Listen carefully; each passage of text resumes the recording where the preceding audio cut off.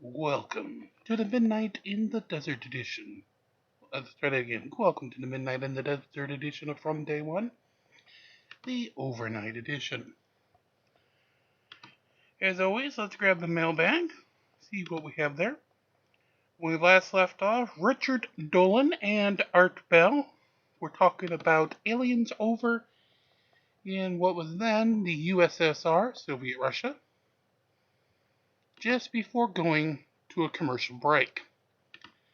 So we return back to July 28th, 2015, for this final part of UFOs with Richard Dolan and Art Bell in Midnight in the Desert as we march through Dominion.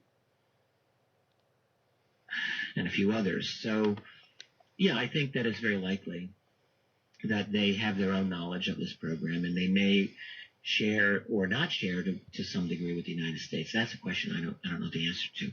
Chinese, probably the same thing. There was a story that came to me by a fellow named Scott Jones. He's still alive, retired Navy pilot, and was a former aide to this Rhode Island Senator Claiborne Pell, who was very interested in UFOs for years, kept it very quiet. Scott Jones, on behalf of Pell, one time went to China. This is early 90s. This is like before China went through their own major industrial revolution. But one of the reasons he actually went was to get a sense of Chinese UFO research, believe it or not. And he was impressed. He said they had a lot of PhDs, a lot of smart people doing sophisticated work. And he said, you guys are way ahead of anything that I'm aware of in American civilian UFO research. What are you waiting for? And the answer that came to him is they said, we're waiting for the U.S. to take the lead on this. Really? That's what Jones said to me and probably to other people. That's early 90s. Now, who knows what the situation is today? I think Russia and China are wild cards in this. I speculate that I don't think that they have a real motivation any more than America to give up the UFO secret, but you never know. I think the real problem that any of these nations have in giving up the secret is oil. You give up the secret, you say, yes, some of these UFOs actually are not ours. They are using revolutionary technology. One of the first questions that's going to be out of the gate is, well, what's their source of energy? It's obviously not high-octane petroleum. Right. That's going to take them from point A to point B. It's going to be something better. Whatever that source is, implicit in the answer to the UFO mystery is a post-petroleum civilization. And that is such a massive transformation, and Russia, I don't really think, has any more of a motivation than America. All right. I've got to hold it right there. Stand by. I'm sorry. I have these absolute deadlines. This is Midnight in the Desert. As always, we'll return as soon as their musical interlude is complete.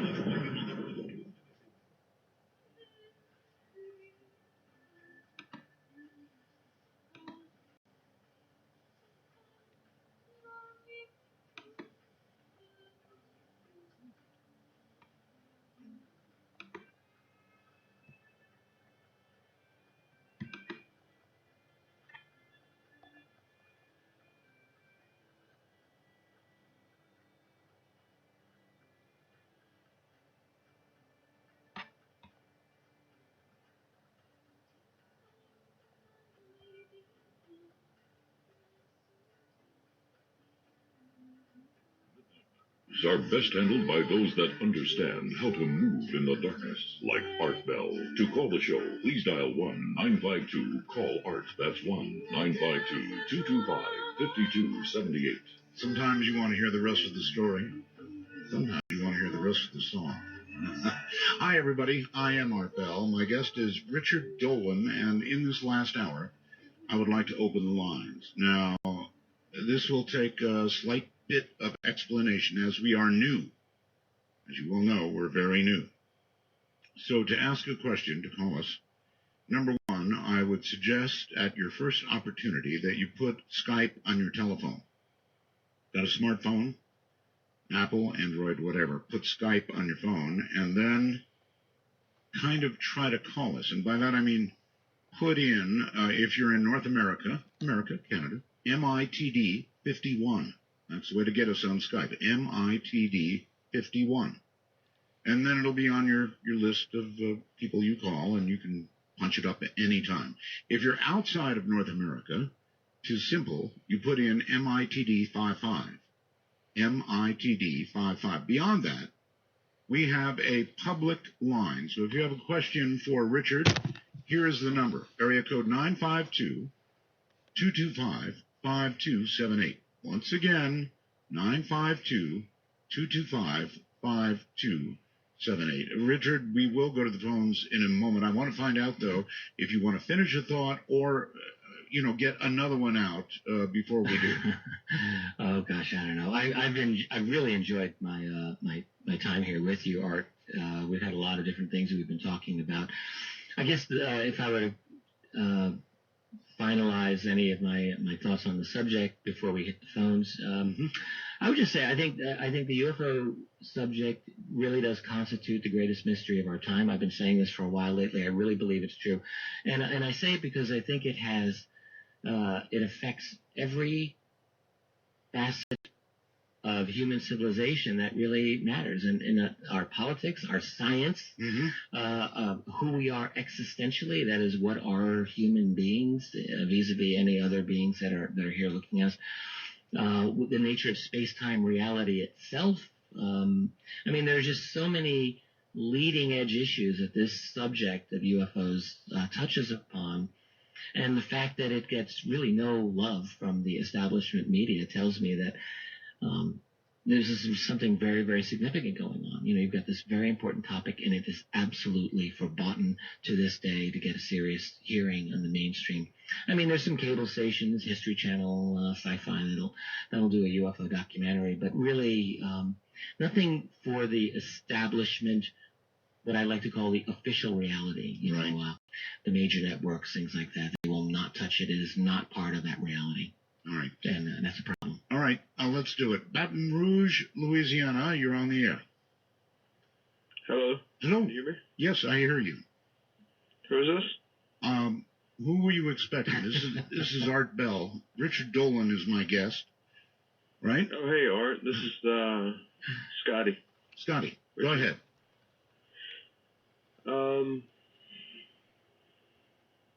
Wow, I'm surprised I actually got on air. I didn't expect it. Well, when you're dialing, you should be prepared to, I don't know, do something, like ask a question.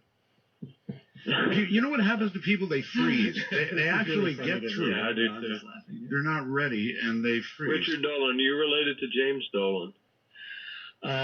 Not to my knowledge. Who's James Dolan? I believe he's part owner of the Knicks, right? Oh gosh, yeah, I wish that would be nice. There's a Charles Dolan who owns, I think it's Cablevision or something like that on Long Island. No, in fact, my Dolan family, I can tell you, my father, whose name is also Richard T. Dolan, is the only one in his family with that name. It's everyone else that he's related to has the different last name. And my dad grew up not even knowing his father. Hey, you're talking about ufology, right? Yes. You're a UFO guy. That's what we've been talking about all night. Yeah. I was gonna. Can I tell you a quick story? You may. I used to be in the Navy. One time I was in the Northern Arabian Gulf. We were supporting during Operation Enduring Freedom, and I just saw three lights just streak across the sky. That's something I sighted. I can't really explain it. Most people can't. They have a sighting and they can't explain it. There are a number of sightings that have been reported via the U.S. military from the the wars in Iraq and Afghanistan. Even on YouTube, you can find a lot of soldiers with recording night vision, seeing some really bizarre things. What those could be. I mean, one of the things that researchers have to keep in mind is that classified drone technology is, I think, really going to be off the charts advanced. Doesn't mean that these sightings aren't interesting, but particularly in a military context, it's almost impossible to tell what you're dealing with these days. It's true. All right, let's try Kurt on Skype. Hello, Kurt. You're on with Richard Dolan. No way. Yes, way. Oh my goodness. Oh shoot. Oh. Okay, go ahead. Have you ever read Ezekiel chapter 1? The Bible. Yeah. Are you talking about Ezekiel's sighting, the famous wheel? Yes, the wheels in the sky and colored lights and crazy looking features. Actually, that's kind of an interesting direction to go, in a way. Richard, what do you think? The passage that the caller's referring to, I don't have it right in front of me, but I think many people interested in this have read it. I've read it. In Ezekiel, he has a vision of a particular structure coming from the heavens, operated, I think, by four angels or four celestial beings. That's right. One of the interesting things about that, back in the 60s, there was a fellow named William, I think, Blumenthal or Blumenreich or something, who said, well, this is all nonsense. He was an engineer. And he said, I'm going to prove that this is nonsense. And what he ended up doing is, based on what he read in the Ezekiel passage, he realized he was able to build an interesting aero structure, I guess, and became a believer. And he wrote a book called, I think, something like Building Ezekiel's Wheel or something like that. I've got it in my library. So it's interesting. I mean, the thing about the ancient UFO connection, there are some very fascinating and suggestive stories in our ancient history about what we might call UFOs. And there was no UFO investigative groups back then. There's no one taking reports from witnesses. What we have are some scattered stories and a few rock paintings and a few paintings and oral traditions. And so it's really not a lot to go on. They're just stories. But I would say some of them are interesting, for sure. Not just Ezekiel is one out of ancient from the dynasty of Akhenaten. I think it was Hatshepsut, one of the few female pharaohs at the time. She was in that family. And there was a case of a star-like or a sun-like object appearing for several days and terrifying the Egyptians, and they made offerings to it. And no one really figured this out. There's a Russian case from the 17th century that has been written about by a number of people, including Jacques Vallée, 1663, in which in the remote village, people were terrified to see this object come over their village, leave, and come back. It was a bright, burning kind of thing. It killed the fish, burned people. It seemed to be intelligently controlled, and it was written about, and it was found in the records of a monastery in the year 1800, and it was just this forgotten story. And there's a number of these types of things, and the question is, what are they? The Vatican has been saying interesting things, more sort of progressively more interesting things about the possibility of life elsewhere. I think they're covering their bets, honestly. I think the Vatican, look, they're a 2,000-year-old institution. I do think that they've had some secrets that they've acquired over the years, and maybe they are covering their bets. I do wonder. Mike, you're on the air with Richard Dolan. Hi. Hi, Art. It's a pleasure to talk to you. Thank you. I have my fiancée here, Heidi. We've been listening to you both for 20 years, and it's such a delight. It's we used to listen to that other show with George Snorri, and put us to sleep. But now we're having to stay awake, and it's terrible. But anyway, the show.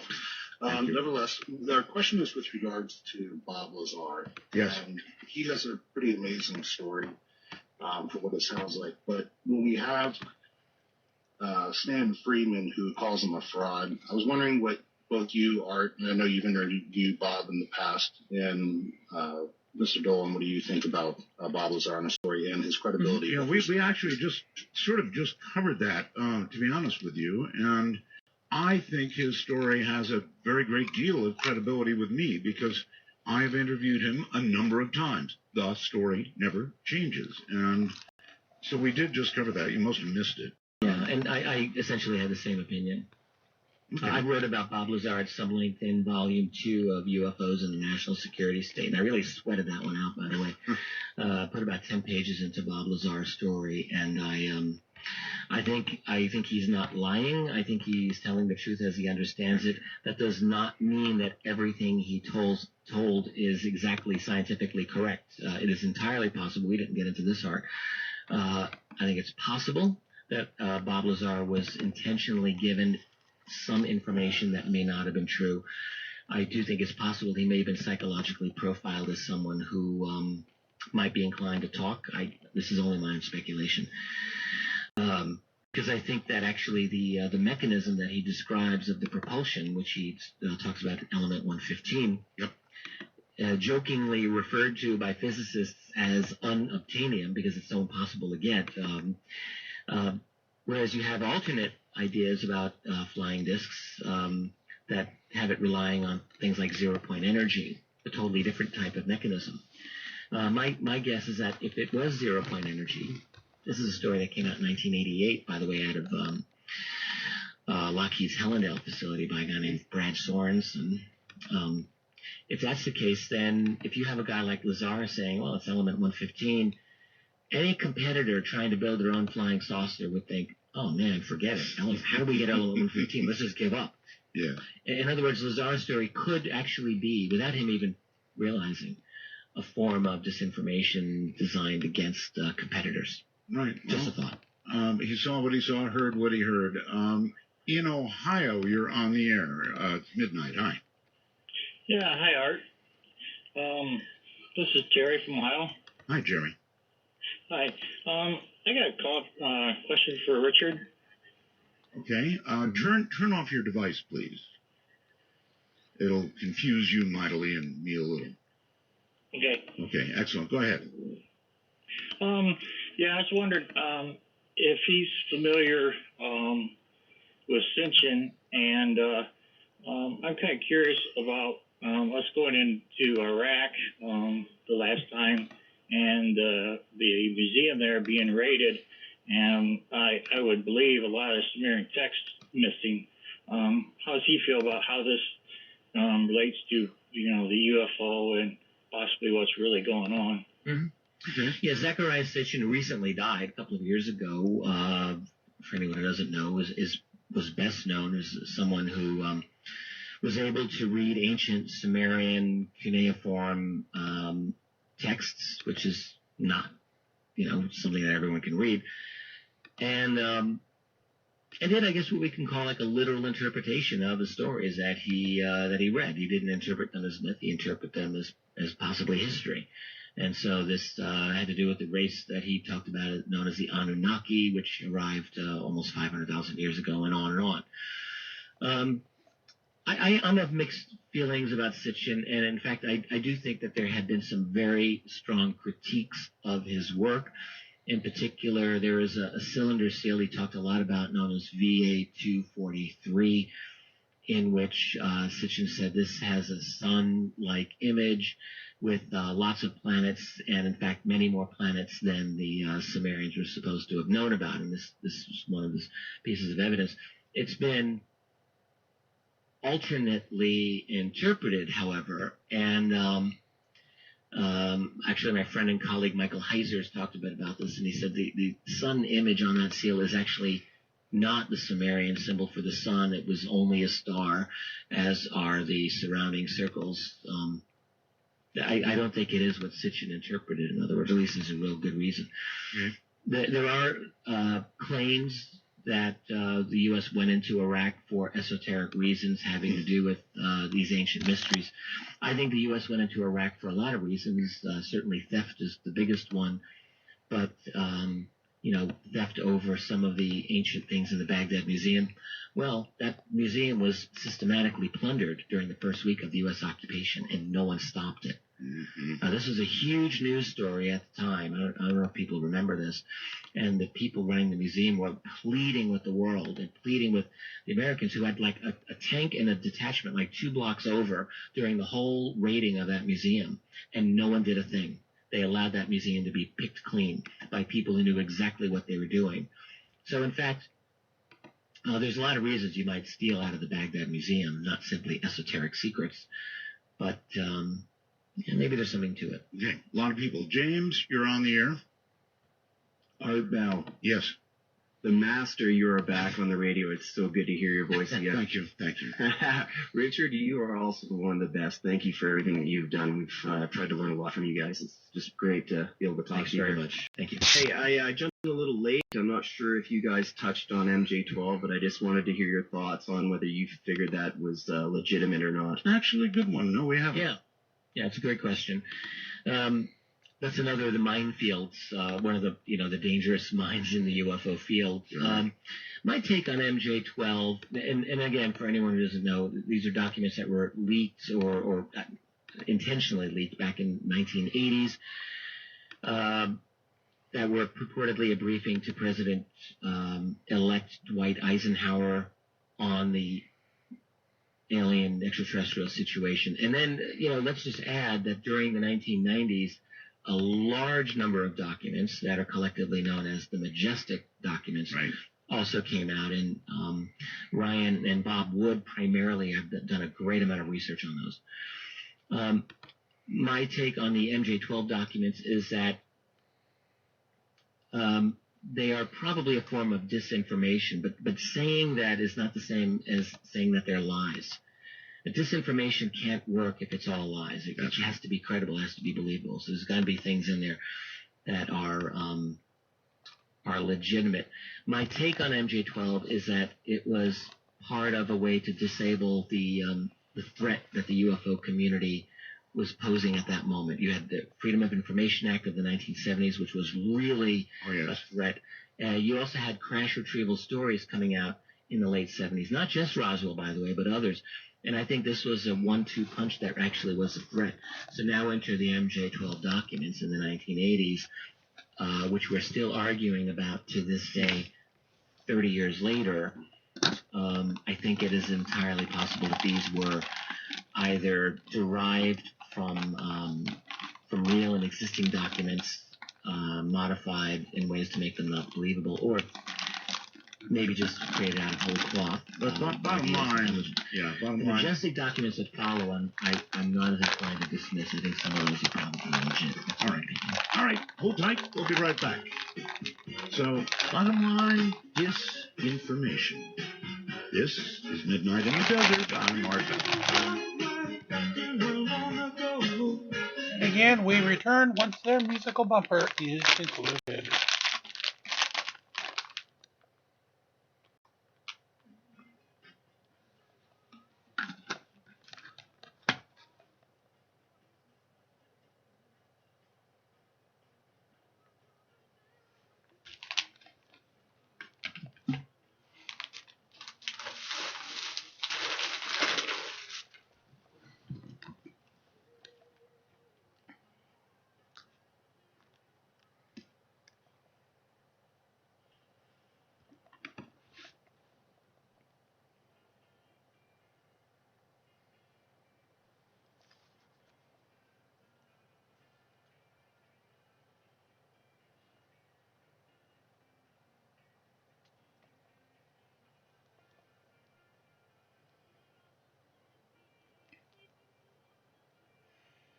Remember, July 28th, 2015, Richard Dolan and Art Bell.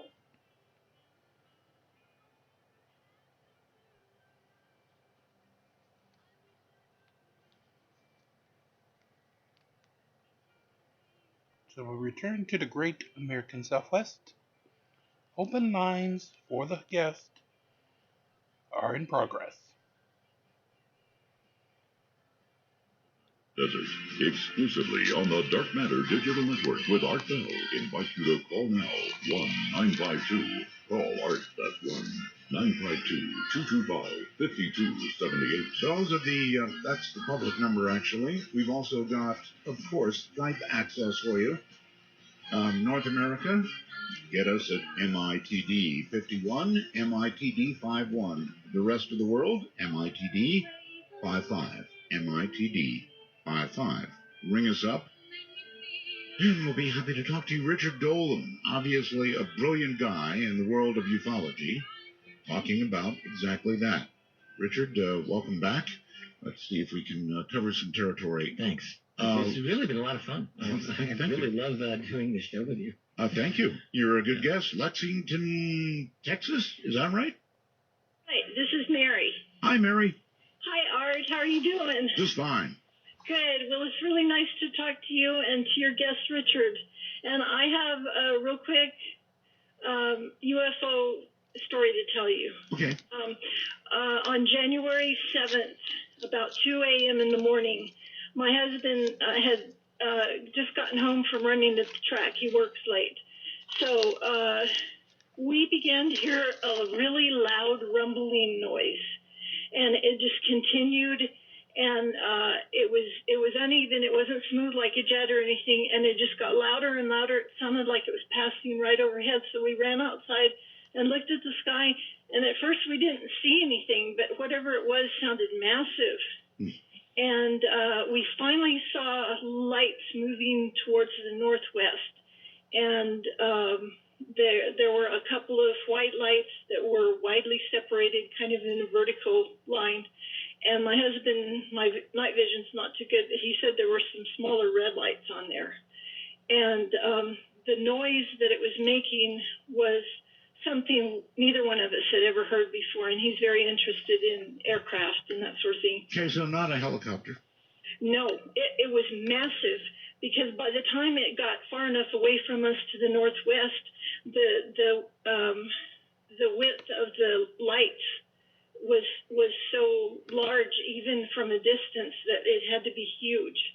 And the closest I can get to the sound, I was listening to different things on YouTube. The closest I can get to the sound was the noise that the mothership made when it came over the mountain in Close Encounters of the Third Kind. Oh, my. Yeah. Mary, did you say where you live or where you were when you saw this? Yes, I live right between Austin and College Station in Lexington, Texas. Texas, and were you able to see a shape, or was it lights only, or was your husband able to see a shape? No, we just saw shape. We just saw lights, and what was weird was when it seemed right overhead, we couldn't see anything. And that was what was so strange. We didn't really see much of anything until it moved towards the northwest. It was around 2 a.m. this year, in January 7th. January 7th, about 2 a.m. in the morning. Well, I think it's fascinating. I mean, in my view, it could be something that they made, or it could be something that we made. I'm of the opinion that there's a substantial, highly classified, what often I've called a breakaway civilization, that is classified civilization that's so advanced that they're basically different from our own, and they're using radical technology that includes black triangles, I think in some cases, and maybe other types of crafts. What I would say is that there is a massive infrastructure that is beyond the what we are supposed to be dealing with in our day-to-day life, and that infrastructure, some of it belongs to human beings, and I think some of it does not. There's a lot of activity, and you and your husband, I think, encountered it. Okay. All right, very quickly, Nancy, in Lincoln something, you're on the air. Yeah, this is Bill calling from Bellevue, Washington. Oh, it says Nancy, but okay. Okay. I have a question for Richard. Richard, could you comment on the story of President Eisenhower possibly meeting face-to-face with extraterrestrials? And also, could you tell us what you know of what you've heard of the Holloman landing? Yeah, those are both great things to discuss. The Eisenhower story actually leaked, or the version of it leaked almost immediately back in 1954 by really the guy who was the Art Bell of his day, Frank Edwards, great radio man, who was very involved in the flying saucer mystery at that time. Frank Edwards somehow got wind of the fact that Eisenhower went to Edwards Air Force Base and might have met with extraterrestrials. This was a rumor back then. There had been a number of other witnesses who have supported or corroborated that claim that there was a very, very major event at Edwards and that it seemed to involve UFOs, extraterrestrials. There's no confirmation on this, and I don't know. I mean, I actually can see the logic of it. 1954 was just when the United States was about to start detonating hydrogen bombs. That's right. Orders of magnitude beyond the atomic bombs. And maybe this is what got their attention. There is a real possibility that they're interested in our nuclear technology. All right. Holloman, we're going to have to hold. And I think that was a landing. A landing. All right. Well, we'll expand on that. We're at the bottom of the hour. Last break, and we'll be right back. And for the last time tonight, we will return once their musical interlude is complete. We'll have more fights once Nexters decides to work with us.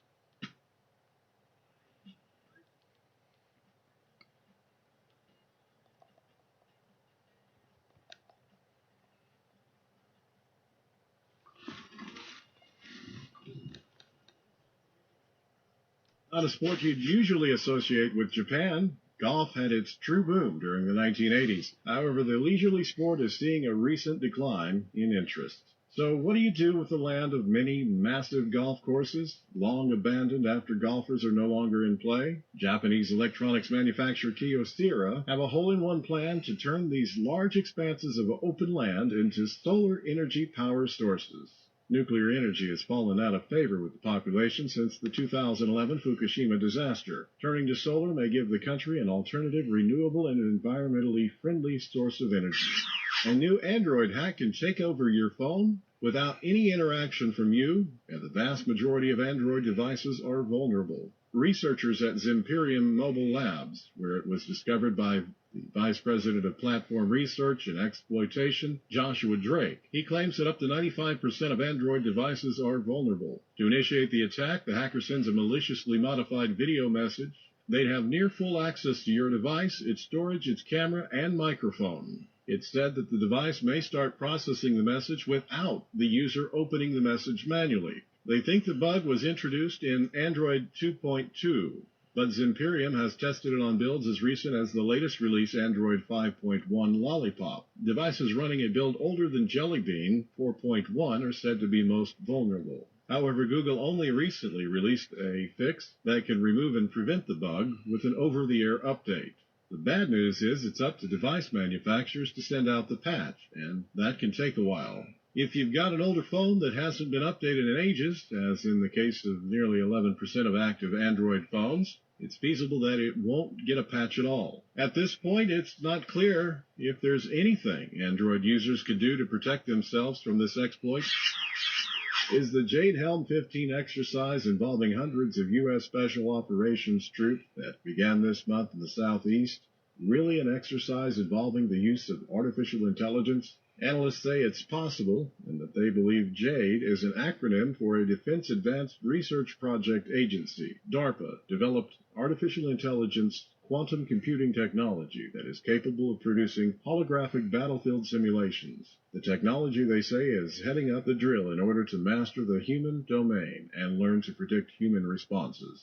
A YouTube user by the handle of Level 9 News has posted a 38-minute YouTube video explaining why she believes that Jade Helm is an alcentric exercise. Under the headline, Rise of the Machines, she wrote the Jade Helm is simply an artificial intelligence quantum computing technology that can produce the holographic battlefield simulations and, in addition, has the ability to use vast amounts of data being collected on the human domain to generate human terrain systems in geographic population-centric locations. All of this used as a means for identifying and eliminating targets, insurgents, rebels, or whatever labels that can be flagged as targets in a global information grid for network-centric warfare environments. In a possibly related story, Windows 10 to be released this month will be equipped with a virtual assistant called Cortana. This virtual assistant will automatically display the kind of thing you like, based upon your interest. This means that the virtual assistant will be analyzing your behavior. Second and most importantly is the fact that this virtual assistant does not limit itself in replying to simple questions, but can interact with you and even send an email. She's incredibly smart because her intelligence is based in the cloud, and she's scouring the internet, learning about everything. To listen to the complete and detailed report, visit darkmatternews.com. I'm Leo Ashcraft for Dark Matter News. And now we'll return to Richard Dolan and Art Bell in their final segment tonight and of this particular show on UFOs. Just a few seconds while their musical interlude completes.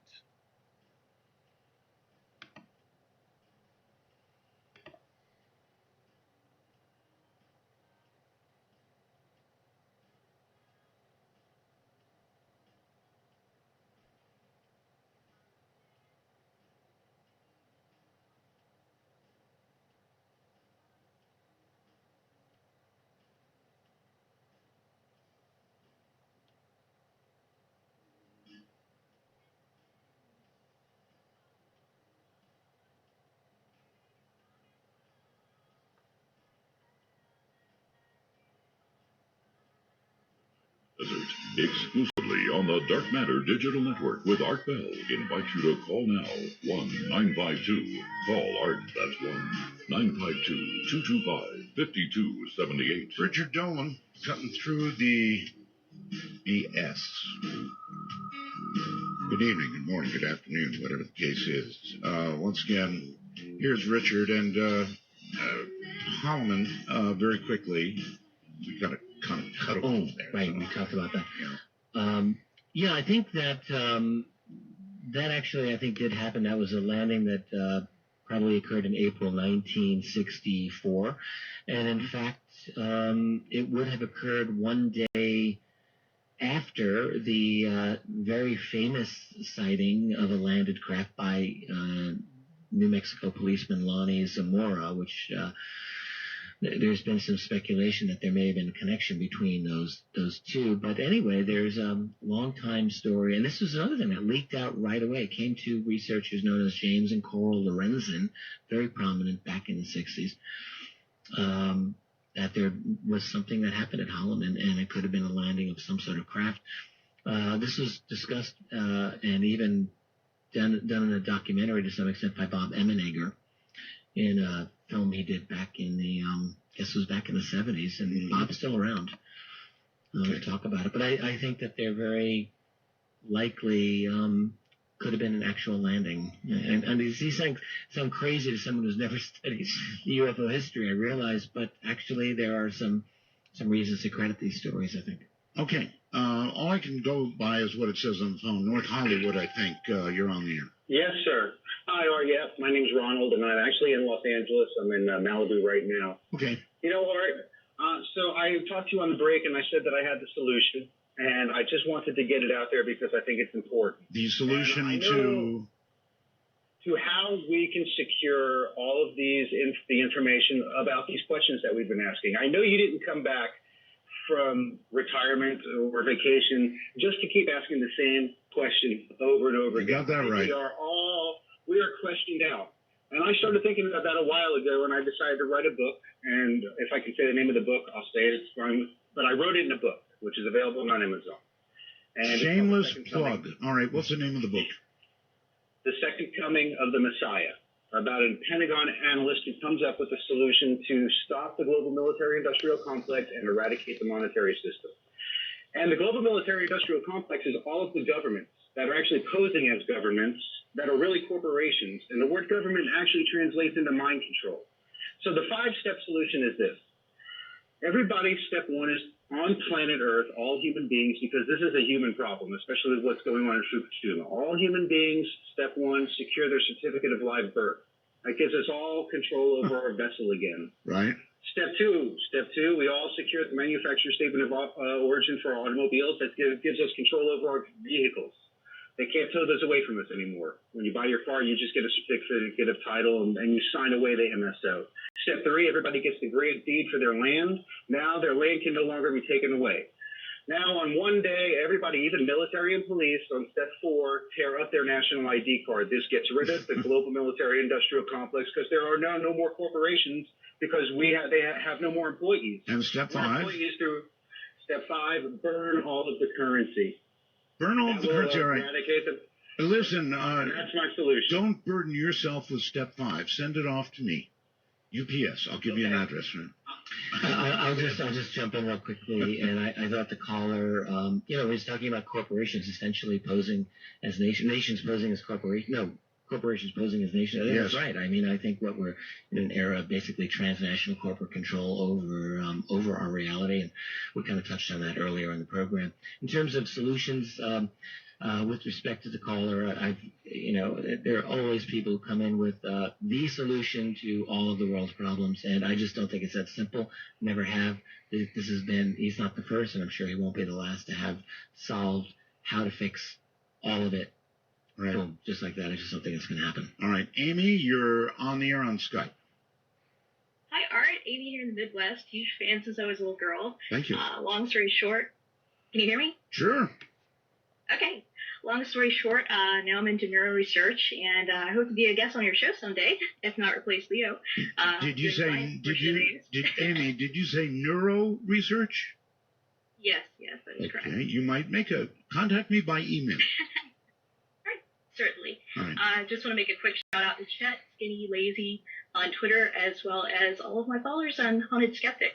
Okay. So my question for Richard, perhaps it will speak to your expertise on the subject matter of UFOs of the national security state. You mentioned a lot tonight about disinformation, credibility, NJ12, and whatnot. According to some sources, your own pathways to disinfo started innocently with your involvement with the alleged Serpo hoax. That's alleged. That's what I've heard. That's what I've read. I've never been connected with Serpo at all. Never. Okay. I was also going to say I've never had a comment on it. I've never been involved in it. I've never had anything to do with it. Okay. Well, that was going to be my next question. I didn't know whether or not you were aware of your portrayal in Mark Pilkington's book, Mirage Men, and I wanted to know basically what you thought of that. Did he actually connect me to Serpo in that? I wasn't aware that he had done that. Don't quote me on that, but I do think your name did come up in association with that. Well, he interviewed me for that about over a decade ago, and I actually do not know what I said for him in that documentary, but I think he did record me over 10 years ago. But I can tell you, I've had no connection whatsoever to Serpo in any remote fashion whatsoever. The Serpo documents arose about 10 years ago, I guess. They were popularized by Bill Ryan, and who later became connected with Kerry Cassidy and Project Camelot. They tell a fascinating story, but, I've never said that they were legit ever. Okay? All right, Amy, thank you very much. Let's go, let's go here to the phone. You're on the air. Hey, Art, how you doing, buddy? Doing fine. Where are you, out of curiosity? I'm in Orlando. Orlando, Florida. Okay. Yes, sir. It's nice to talk to you. It's a real privilege, Art. Thank you. Thank you. And Mr. Dolan, you there? Yeah, right here. Hey, nice to talk to you. Just wanted to ask you, Richard, a lot of stuff that I see on Facebook and on the internet and stuff, they're talking about some kind of spiritual enlightening that's supposed to be coming towards September. Everybody's pointing to September. Nibiru, I don't know if you're familiar with that. Yeah, he's right about that. Everybody's talking about September. Yeah, September, specifically 24th, 25th, or something like that, and the Pope's here in town, or here in, not in my town, but you know what I mean. Another prediction. Listen, isn't anyone other than myself tired of the predictions? Doesn't anyone but myself think that predictions are one of the banes of this field? We were supposed to have Ascension in 2012. Anyone remember that? Oh, yeah, that didn't happen. You were supposed to have 51% positive karma, and then, hey, you would ascend after December 21, 2012. There was nearly a 10-year buildup for that one. A lot of wasted energy and time. There was supposed to be the comet Elamine. This was promoted by Richard Hoagland, among other people, back in 2011. That was supposed to be Nibiru also, if you recall. This is such an old theme, and I would have thought that the 2012 Ascension would have put all of that to rest, but no. Apparently people have to continue to make their predictions over imminent salvation from galactic space brothers or what have you. Mm-hmm. And look, I'm just reminded of P.T. Barnum, a sucker is born every minute. It just never seems to change. Look, predictions are not what we really need to be about. Okay, we need to really take a cold eye and look at the world around us. That includes the UFO situation. That includes a lot of other things, and deal with what we have to deal with, rather than waste our energies. And I really mean this.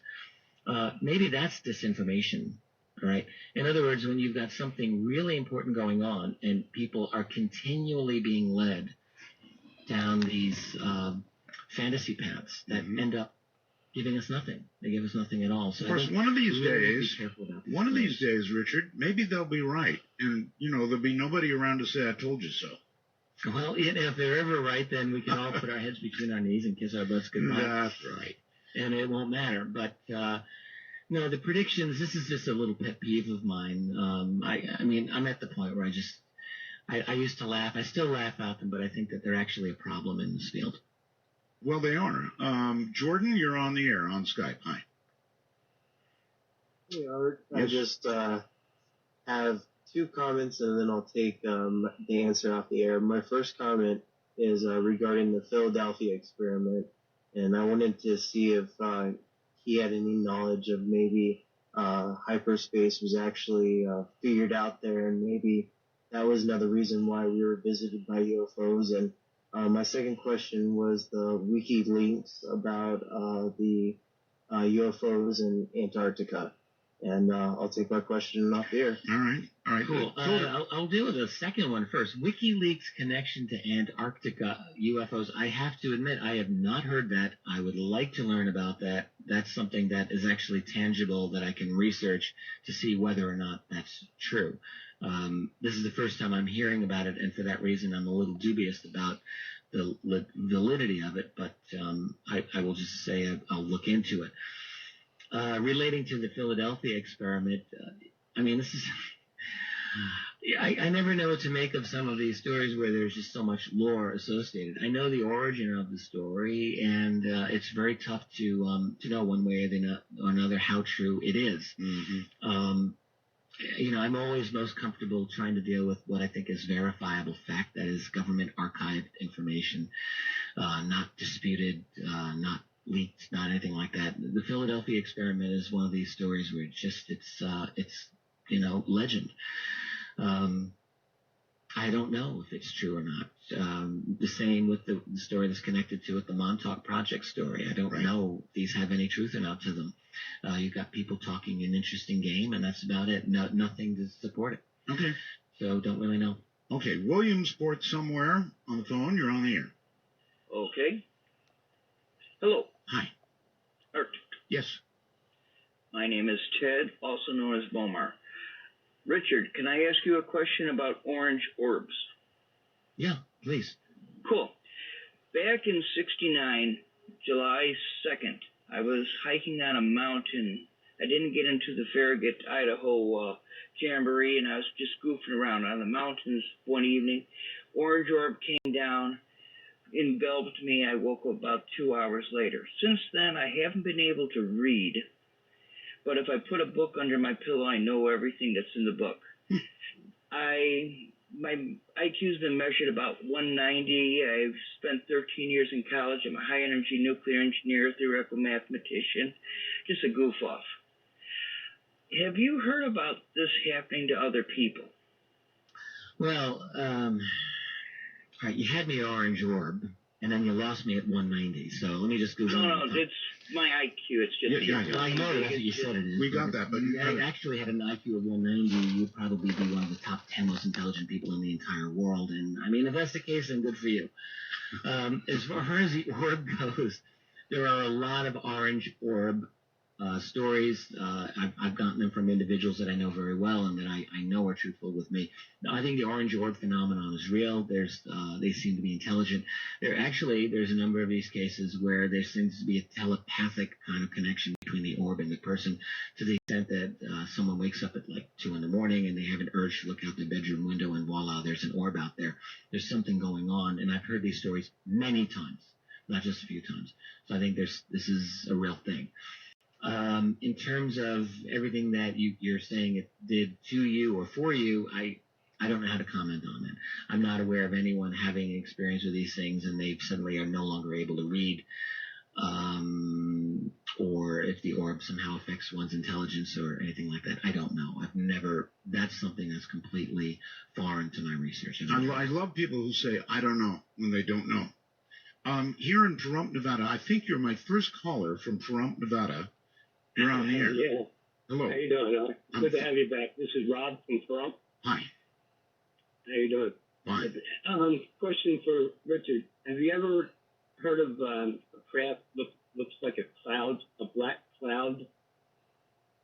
It didn't really have Well, there are cases of objects, of people saying an object was disguised as a cloud or it moved, but it looked like a cloud. A black cloud, I don't know. This was pretty distinct. I mean, I came out of my house the other day, and it was beautiful blue sky. There was a couple of white, billowy clouds, and there was one black cloud all by itself. And all the clouds were moving like towards Area 51, northeast, and this one went the opposite way and just. Oh wow. Yeah, that's interesting. We do live. I would guess experiment. We do live in an area that just has sighting after sighting after sighting, Richard. This is an amazing area. I mean, there are no two ways about it. We're close to Area 51. I mean, that's a heck of an interesting thing. My go-to position wouldn't be UFO, but my go-to position would be some kind of U.S. military shenanigans. Absolutely. There are plenty of them out here. If you live here, you see it all the time. We're coming toward the end of the show, so I want to give you shameless plug time. Whatever you want to plug. Well, yeah, I'm every day I live, my life is like a blizzard. Every single day, there's no exception. I write and I publish. So I have a company called Richard Dolan Press, and I publish my books, but also books by other really cool, fascinating authors. One is Dr. Bruce Maccabee, very well known in the UFO field. Oh, yes. Publishing his second book this summer. I've got one coming out that is actually one of the most exciting books I've published in a long time by a fellow named Mike Cleland on encounters, but this is one of the most original books on encounters that's been done maybe since Whitley Strieber's books, and I'm not hyping it. I think this is really true. On various types of bizarre synchronicities in the UFO encounter experience, and I'm sure that'll make a big splash. I'm working on my own book, which is not a UFO book. I mean, I'm working on volume 3 of my National Security State series, but I'm also working on a history of what are known as false flag operations. This is a very big thing that I've been working on for the past 6-8 months. I think that we live in an era of false flags, actually, and what I'm trying to do is set out why I think we live in such an era and try to have an analytical approach so that we can identify them when they come down the road. But my website is richarddolanpress.com. A lot of my articles are there, books, YouTube videos, and the like. All right. So do you want to give out your personal cell phone number? Not yet. No. Okay, then we'll have to settle for what we got. It's been a pleasure having you on the air, and how about doing another show on false flags? Oh, I'd be very happy to do that, Art. It's been an honor. It really has. You're a bright guy. Thank you, Richard. Thank you very much. Good night. And speaking of Richards, coming up next is RCH, Richard Hoagland, and he tells me he's going to be doing open lines tonight. That should really be something. From the high desert, I'm Art Bell. Good night, all. At the beginning of the Midnight and Desert, he's actually partnered with Richard Hoagland, who would have the late show after Art's show concluded.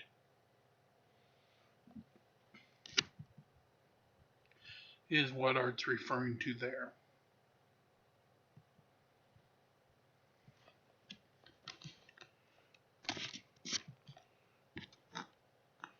But with that, we have about 5 minutes left at the hour.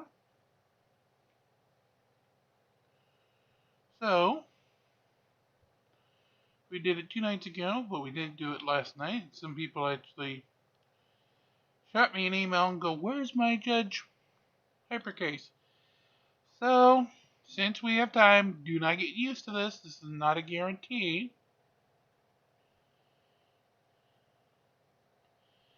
Tonight, we'll have a mom-daughter case over some money. Chase is suing her own daughter, Tammy Chase, because she says Tammy scammed her out of money with one excuse after another. Okay, the charges. In September of 95, she got sick, went to the doctor, came back, said she had cancer, and only had she wouldn't be around for the springtime. So she told everybody this. So everybody felt bad about it, and she asked me if she could go. Her boyfriend, the kid's dad, had cut up all of her clothes when they were battling. So she asked me if she could use my charge cards. If she paid me back, she charged those. Said she would pay me. She got a job for Christmas. Wasn't supposed to be a Christmas shop. She told me she got a job in November of that year. Told me she was permanent full-time help. What happened to her cancer? Didn't you ask her? Yeah, she went to the doctor and the cancer disappeared, or they took care of it or something. I don't know. Judge. You also were charging her for moving. Tell me about this moving that you want to charge her for. She got illegally evicted. So the story goes, from her apartment that she lived in March of 95. She left the things in there till September of 95 because she lost her kids during that time. She was doing her other stuff during that time. She was living with her boyfriend at that time, and she didn't want no part of it. I says, well, what about the stuff? I thought you guys was moving your stuff. I even told her she could use my garage to store it in temporarily. No. She says, do whatever you want. So what'd you do? Took boxes and papers over there. We had to go in just like they were still living there, had to clean out the refrigerator, wash dishes, empty Why garbage. did you do it? Because I didn't want her to lose what she had. It was her kids. I mean, I was thinking of her kids. You decided to be a good grandma and take the stuff, but you can't charge her for that. Like, as far as the charges goes and everything, I've been paying her monthly, I've been paying her cash payments. Whenever I was just getting AFDC for my daughter and I, it was $490 a month, okay? I gave her $350 of that. So how did to her? No. And So how did you survive on $100 a month? She comes into... How did you survive on $100 a month? I was living with my boyfriend. That I was living How long on... have you been collecting AFDC? When was the first time you applied for AFDC? Year. What year? Give me the year. 90. In 1990. And I was off of it for a year. So let's subtract the year. Shh. Say nothing. I have a problem with your veracity. Excuse me? Your truthfulness, madam. Truthfulness? Yes, your truthfulness. He was there 1.5 days out of the week. Well, he does heavy equipment in the Bay Area. Nobody who lives with you 1.5 days a week is going to give you $40,000 worth of merchandise over 8 years, when 6 of those years you're on welfare. Excuse me, but if you got 3 children by them, they sure will. But Fine. I'm giving you $400 a month welfare. You got a father of these 3 children who's giving you $40,000 during that period of time of goodies in your house, not to mention your rent, your food, your gas, and your electricity, and everything else, right? So that's right there a scam. What do you mean, how come it's a scam? Because if you have 3 children, you're supposed to support them. And if he's got enough money to give you $40,000 worth of stuff, Miss Chase, then he has enough money so that his children should not be on AFDC. If you received 1 nickel from the state, and you had the father of your children who should have been paying support for your children, which he is now paying back support for. Oh, you mean somebody got him? Oh, yeah, I turned him in, okay? Please change this, I know, lady. I know. You're just a second. You are never You are never going to change her. That's right. She's figured out how to work the system. No. Very good. Judgment is for the plaintiff in the amount of $948. That's all. What about my bad credit that I filed on her? You made her, Mrs. Chase. Let's go. Do you understand? You made her. I'm giving you back what you're out of pocket. Do you understand? Yeah. I'm giving you back what you're out of pocket. Understood? That's all. Don't say anything. She's going to kill you. So with that, we will bring this night to a close here on From Day One. As always, please do like, share, and subscribe. Get us to those goals of 50,000 views, 1,000 subscribers. So Boxing Extras will send us those nice red boxes, so we can send them out to each and every one of you. Hopefully they get around tomorrow to actually verifying us. And of course, Google, YouTube will pay attention. CoinBase and Ibotta are below. You know the drill. Fill them out. Get your $10 free. Then do the deals to either get the free money through CoinBase Earn or make your regular shops. Till then, like one another, because again in the world, that's all we'll really end up having. Like, share, and subscribe. Be kind to one another. The great new world to release the Krakens. As we continue to march along here from Day One. Have a great night and enjoy your night's rest. See you tomorrow. As always, like, share, and subscribe.